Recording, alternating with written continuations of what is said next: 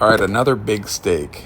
You saw my 456er Gordon Ramsay I actually liked, but now I've got my 9-inch tall 826er, over 50-pound steak. Yeah, so the garlic paste as the binder because I want the rub to stick. So we've got my Kendrick BBQ all meat with rosemary rub, and you just want to go thick because this is a big piece of meat, trying to get some flavor into it.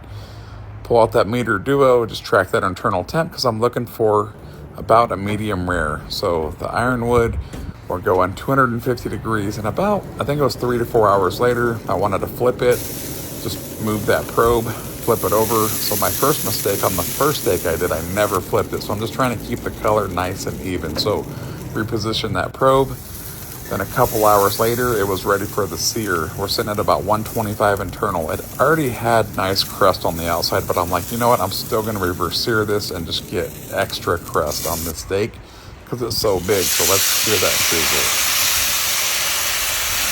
Yup, the flat rock was ready for this bad boy. Hitting all sides. Even had a massive piece of fat on the side that just exploded.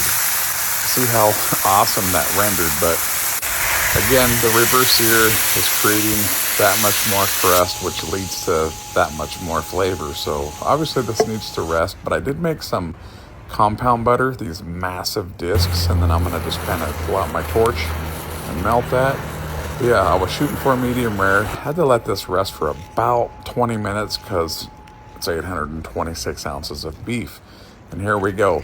But this is the part that Gordon Ramsay didn't like on my first cook, is where I took a bite out of my own steak. And yep, I did it again. This one's for you, Gordon. This was actually pretty good. That was the softest part of this steak, and it went straight down the hatch.